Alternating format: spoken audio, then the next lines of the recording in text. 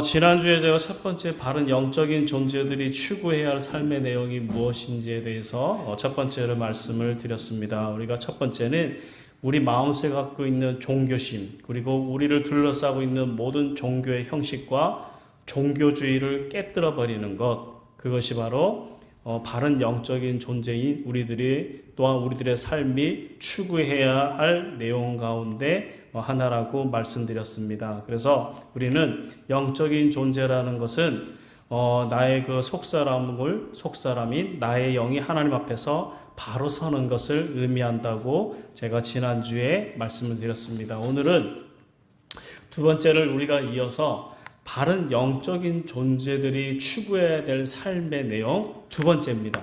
두 번째는 영적인 자의 삶이라는 것은 다른 사람으로 인해 마음 아파하고 고통스러워 하는 겁니다. 주님께서 죽은 나사로 때문에 어땠습니까? 마음이 많이 아파하셨습니다. 또한 불의에 빠져서 곧 멸망당할 당신의 민족을 위해서 주님께서 또 어떻게 했습니까? 눈물을 흘리셨지 않습니까? 사도 바울은 로마서 9장 2절을 통해서 내게 큰 근심이 있는 것과 마음에 그치지 않는 고통이 있는 것을 내 양심이 성령 안에서 나로 더불어 증거한다고 고백했습니다. 바울에게 있던 근심이나 고통은 돈이나 건강 때문이 아니고 바울 자신 때문이었다는 겁니다. 여러분들에게 한번 물어봅시다. 여러분들에게 가장 근심과 고통이 무엇입니까? 일반적으로 보면 많은 사람들이 근심하고 고통하는 문제가 뭔지 아세요? 금방 제가 말씀드렸죠. 돈. 그렇지 않나요? 돈 때문에 근심 많이 해요. 저희 가정은 돈 때문에 근심하겠어요? 안 하겠어요? 저희 가정도 돈 때문에 근심해요. 여러분 가정도 똑같죠? 여러분들 직장 생활 하시는 분들이 계시고 또 안 그러신 분도 계시겠지만 여러분들 나가서 돈 버는 게 쉽습니까? 절대 그렇지 않잖아요. 힘들어요. 저도 이제 가끔씩 이렇게 인력을 나가잖아요.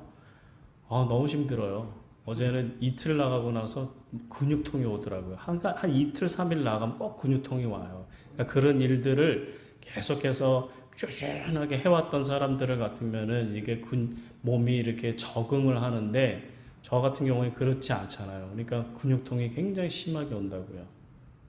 근데 왜 해야 돼요? 돈에 대한 근심 때문에 그렇잖아요. 똑같은 거거든요. 많은 사람들이 돈 때문에 근심하고 힘들어하는 건 정말 기정적인 사실이고 우리가 삶을 살아가는 과정들 속에 그 문제로 괴로워하는 것도 참 많습니다. 하지만 여러분, 돈이라는 것은 우리들에게 편안함을 가져다 주는 것은 맞지만 결코 그 돈이 평안함을 가져다 주는 것은 절대 아닙니다. 또한 어떤 것 때문에 우리가 마음 쓰고 또한 우리가 힘들어합니까? 건강이잖아요. 아무리 내가 많은 돈을 소유하고 있다고 해도 많은 재물을 가지고 있어도 건강을 잃어버리게 되면 아무런 소용이 없습니다.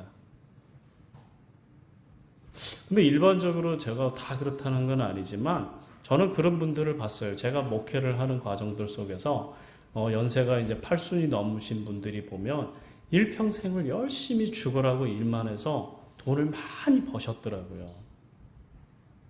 많이 버셨는데 그 돈을 가지고 자식들을 위해서 쓰고 자식들 가게도 차려주고 막 이런 데 써요. 근데 정작 자기를 위해서는 쓰지를 못하더라고요. 보니까 아픈데도 돈이 많으니까 1인실 병실에서 편안하게 살 수도 있고 요즘에 여러분 실버타운 아시죠?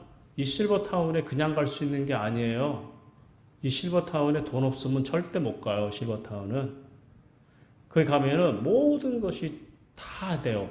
먹는 것, 내가 쉬는 것, 이런 거 건강 관리부터 해서 모든 것이 다 됩니다.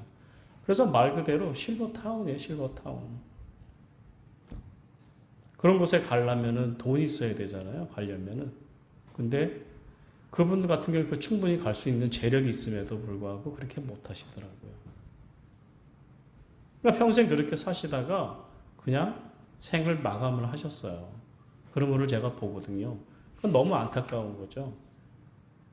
아프셔가지고 그냥 끙끙 그냥 앓으시다가 한 1, 2년을 앓으시다가 하나님 말 부르심을 받아서 가셨거든요. 근데 보십시오. 건강을 잃게 되면은요, 아무것도 얻을 수가 없어요. 그래서 여러분, 부자들이 제일 많이 신경 쓰는 게 뭔지 아세요, 여러분? 건강 관리에 굉장히 신경을 많이 써요. 여러분, 우리가 일반적으로 보면, 여러분, 그 미국에 저는 가보진 않았지만, 여러분, 미국에 이렇게 보면 그 슬램가들 있죠? 가난한 동네. 그 부유한 나라일수록 가난한 동네에 있는 사람들이 보면 일반적으로 보면 다 살이 쪄 있어요. 디룩디룩 살 쪄 있어요. 왜 그런 줄 아세요? 건강 관리 안 하고요. 먹는 거에 대한 그 식탐이 굉장히 강해서 그래요. 요즘에 저도 이게 오해하지 않고 들으셨으면 좋겠어요. 일반적으로 제가 요즘에 봐도 가난한 곳에 사는 이렇게 뭐 아파트나 이런 데를 제가 가보잖아요. 그러면 살찐 분들이 의외로 많아요. 왜 그래요? 식탐이 있고요. 건강 관리를 하지 않아요. 근데 여러분 여러분 강남에 가보셨죠? 강남 부자 동네 한번 가보셨나요? 사당동 쪽이나 이쪽으로 가면 굉장히 부자 동네예요. 그래서 예전에는 동사무소라 그랬잖아요. 압구정 이런 동사무소라 그랬는데 제가 상계동에 살았거든요. 거기에서는 이제 저는 지금의 주공 4차처럼 임대 아파트에 살았단 말이죠. 거기 갔을 때 뭐 찾아가 보면 거기 있는 직원들이 저를 대하는 태도가 달라요. 진짜 아주 가난하다고 무시하고요. 그런 게 있어요. 이게 바꿔야 될 문화 가운데 하나거든요. 우리나라 제가 서두에 저번 주에 얘기한 것처럼 체면 문화를 굉장히 중시하거든요. 있는 자와 없는 자에 대한 차별이 심해요, 우리나라가. 근데 제가 압구정동인가 그쪽에 일 있어서 예전에 대학원 다닐 때 동사무소에 일보러 간 적이 있거든요. 얼마나 친절한지 몰라요. 왜 그래요? 거기 있는 사람들은 다 거의 다 부자기 때문에 그렇거든요. 수준 차이가 나거든요. 근데 그 동네에 다니시고 그 강남의 사당동이나 이쪽에 사시는 분들의 모습을 한번 보신 적 있으세요? 거의 살찐 사람이 없어요. 다 자기 관리를 철저하게 하는 거예요. 건강 관리. 그래서 보면 이 건강을 굉장히 관리를 그 사람들이 더 많이 합니다. 우리는 사는 게 바쁘잖아요. 우리 정말 힘들게들 살잖아요. 그래도 우리들이 건강 관리를 잘 하셔야 돼요. 그래 앞으로 더 좋은 세상을 우리가 더 좋은 삶을 또 누리며 살아갈 수 있는 겁니다. 근데 바울에게는 근심이나 고통이 돈이나 건강이 아니고 오직 믿지 않는 형제와 이웃 그리고 민족 때문이었다고 말합니다. 여러분, 영적인 사람이라는 것은 위로부터 내려오는 기쁨과 화평 그리고 사랑 속에서 살아가는 자라는 겁니다. 그런 자에게 여러분 어떻게 큰 근심과 고통, 울지 않을 수 없는 아픔이 있을 수가 있겠습니까? 세상으로부터 얻은 기쁨과 겉으로 지어지는 평안이라는 것은 독선적이고 이기적이고 폐쇄적입니다. 그래서 자신이 누리는 기쁨이 수많은 사람의 눈물과 고통의 대가라 할지라도 전혀 마음을 쓰지 않는 겁니다. 이 세상의 모든 사람이 망한다 해도 자기 혼자만 평안을 누릴 수 있다면 그것으로 만족하고 행복해야 한다는 겁니다. 그러나 하나님께서 영적인 사람에게 내려주시는 기쁨과 평안이라는 것은 언제나 포용적이고 남을 이롭게 하는 것이며 개방적이라는 것을 잊지 마십시오. 그래서 이 기쁨과 평안이라는 것은 결코 자기 혼자만 소유할 수가 없는 겁니다. 이 기쁨과 평안을 얻기만 하면 이것을 알지 못한 채 죽음의 삶을 살고 있는 자에 대한 안타까움과 견딜 수 없는 아픔과 고통을 함께 나눌 수밖에 없습니다. 이 때문에 여러분 예수 그리스도께서 십자가에 달리지 않으셨습니까? 이 견딜 수 없는 근심과 아픔으로 인해서 사도 바울은 내 형제, 내 민족이 구원받기 위하여 내가 저주를 받아 그리스도에게서 끊어진다 할지라도 그것을 감수하겠다라고 밝혔습니다. 그래서 예수 그리스도께서는 모두를 살리는 구원자가 되셨고, 사도 바울은 수많은 사람들을 그리스도의 영원한 생명, 또한 진정한 기쁨, 참된 평안으로 인도하는 생명의 도구가 될 수가 있었습니다. 여러분, 참된 영적인 사람의 삶 속에서는 이처럼 세상 밖을 향한 아픔과 근심 그리고 고통이 있어야 된다는 거예요. 다시 쉽게 말하자면 정말 영적인 사람은요, 세상 밖, 나 외의 사람들이 아파하고 근심하고 고통하는 것을 돌아볼 줄 알고 그들을 살필 줄 아는 사람이 정말 영적인 사람이라는 겁니다. 크리스천끼리 주고받는 사랑과 기쁨이 하늘로부터 주어진 것이라면 그것은 세상 밖을 향한 아픔과 고통으로 다 이어지는 거예요. 여러분, 마르크스와 레닌이 종교를 가리켜서 뭐라 그랬는지 아세요? 인민의 아편이라고 말했습니다. 이때의 종교라는 것은 이슬람교나 불교를 말하는 것이 아니고 바로 기독교를 말합니다. 아편 중독자는 절대로 남을 생각하지 않아요. 여러분, 마약 중독자 혹시 주위에서 보신 적 있으세요? 저는 봤어요. 제 주위에 필로폰으로 이렇게 중독된 사람을 제가 본 적이 있거든요. 제가 부산에서 있을 때. 그런 사람도 어떤지 아세요? 약이 떨어지면요, 뭐를 어떻게 해서라도 돈을 끌어다 모아가지고 그 약을 사러 가요. 우리 TV 드라마에서도 봤죠? 심지어는 그 약을 때문에 어떤지 아세요? 자식이 굶어 죽어가도 마지막 남은 돈으로 자신을 위해서 아편을 삽니다.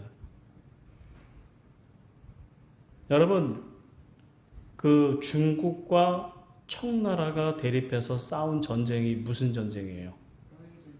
아편 전쟁이잖아요. 그죠? 그거 왜 그래요? 왜 아편 전쟁이 일어났어요? 영국이 무역권을 독점하고자 하죠. 근데 중국에서 내어주지 않잖아요. 그때 이 영국이 행한 게 뭐냐면 아편을 팔아먹은 거거든요. 아편을. 엄청난 경제적인 이익을 봅니다. 근데 청나라가 그 아편 때문에 황폐해지기 시작해요. 사람들이. 어디 가나 아편을 구할 수가 있어요. 그러니까 결국은 그 아편이 중독이 되니까 어떠한 일들이 일어나냐니까 이제는 자식까지 팔아먹어요. 자식까지. 그 아편을 구하기 위해서. 그만큼 마약 중독이 그렇게 무서운 거예요. 근데 마르크스와 레닌이 뭐라 그랬느냐? 이 종교를 가리켜서 인민의 아편이라고 이렇게 표현을 했거든요.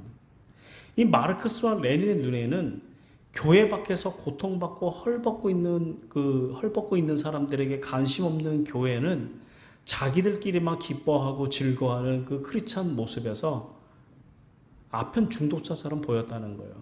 즉 교회가 세상 밖으로 나아가지 못하고 자기들끼리만 똘똘 뭉쳐가지고 자기들끼리만 즐거워하고 기뻐하더라는 거죠.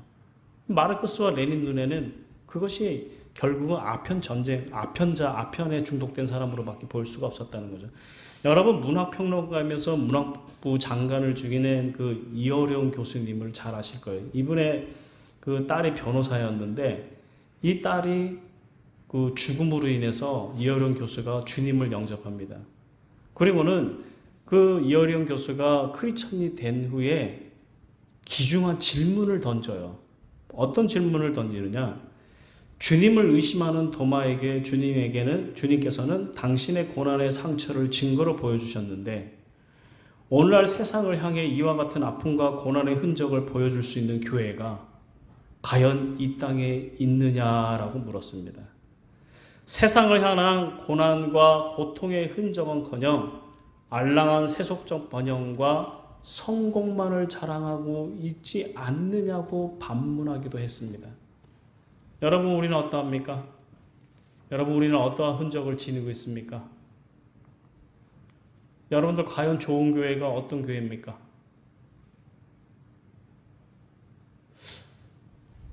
여러분 지금 어떤 흔적을 지니고 계세요? 여러분들 한번 물어볼게요. 여러분들 세상에 나가면 여러분들 크리스찬인 거 세상 사람들이 알아요? 교회 다니는 거 여러분 알아요?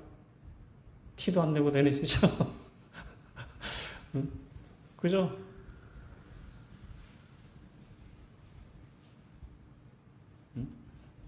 부끄러운 거. 내가 크리스찬이라는 걸 티도 안 내고 다니는 거. 근데 여러분들 티를 내서 내가 크리스찬인 것은 드러나면 안 되고 여러분들 스스로의 모습 속에서 그 모습이 드러나야 되겠죠.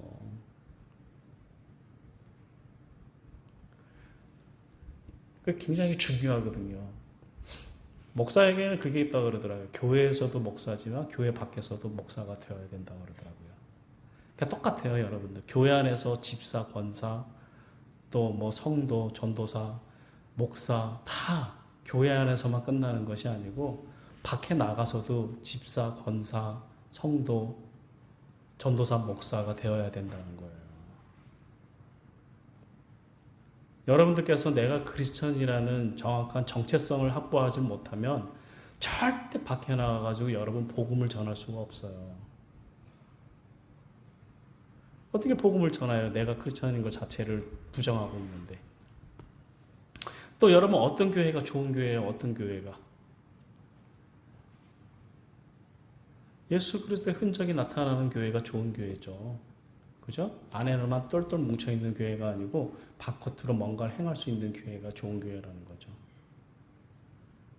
왜 세상으로부터 교회가 지탄을 받아요? 안으로 똘똘 뭉치거든요. 안으로만 자기 거. 저는 참 이런 얘기들을 많이 들어요. 이게 뭐 자꾸 우리 아내한테도 그런 말 듣는데 도대체 예수 믿는 사람들은 왜 그러는 거야? 뭐 그런 말을 듣거든요. 근데 이게 굉장히 참 그 말에 대해서 씁쓸한 그 말이에요. 그게 왜 그래요? 세상 사람과 전혀 구분되지 않는다는 거거든요. 예수 믿는 사람들이 왜 그래? 여러분, 스승이 제자는 제자를 가리켜서 뭐라 그래? 제자의 뜻이 뭔지 아세요? 제자? 스승의 가르침을 받는 사람을 제자라 그래요. 여러분들은 다 예수 그리스도의 제자라는 말 많이 하잖아요. 그래서 예전에 보니까 성경 공부도 많더라고요. 제자 훈련, 뭐 제자 교육. 이거 뭐 하자는 거 이게? 그죠? 그리스도의 제자가 되자는 거거든요. 그 가르침을 받고 그 가르침대로 삶을 살아가자 그래서 제자 훈련, 제자 교육이라 그러는 거예요. 어떤 교회가 좋다는 겁니까? 자, 건물이 무지하게 커요. 교인들 많이 모여요. 자기들만 똘똘 뭉쳐서 살아. 그 좋은 교회인가요? 절대 그렇지 않죠. 세상에 아무런 역할을 못 하잖아요. 지금은 뭐 정강훈 목사라고 이제 요즘에 또 TV도 요즘 잘 안 나오더라고요. 이제 뭐 정권이 바뀌어서 그런지 좀 덜 나오는데 그 사랑제일교회 그 무슨 동입니까? 장이동이죠? 얼마나 그 비난받고 비판받는지 몰라요. 그 사람 스스로가 자기가 창피한지도 몰라요. 그 교회가 부끄러운 줄도 몰라요. 자기들이 그 한 교회를 통해 가지고 주위에 있는 많은 주민들에게 무엇을 줬습니까? 도리어 피해를 줬잖아요. 그게 어떻게 좋은 교회라고 말할 수 있어요? 절대 그렇지 않아요. 그 교회가 작지만은 담은 교인이 1명이 있든 10명이 있든 뭐 20명이 있던 그 교회가 그리스도의 흔적이 드러나는 교회라면 그 교회가 정말 좋은 교회입니다. 그 몸에서 세상의 아픔과 고통을 함께 나눌 수 있는 흔적을 가진 교인들이 많은 교회, 그것이 바로 좋은 교회입니다. 여러분, 그 교회만이 교회의 시대적인 책임이나 역사적인 책임을 다 할 수가 있는 거예요. 여러분 잊지 마십시오. 우리 모두가 정말 이 세상 가운데서 우리만 똘똘 뭉쳐서 우리만 서로를 위하는 그러한 삶을 사는 그리스도인이 되지 말고 넓게, 외부로 넓게 함께 나눌 수 있고 함께 할 수 있는 그러한 그리스도인이 되기를 진심으로 바라고, 또한 우리가 섬기는 이 새샘교회가 이 교회 안에서만 공동체로 뭉치서 끝이 내지 말고 더 넓게 퍼져나갈 수 있는 그러한 교회가 되기를 바라겠습니다. 다음 주에 계속해서 세 번째를 이어서 말씀을 드리겠습니다. 기도합시다.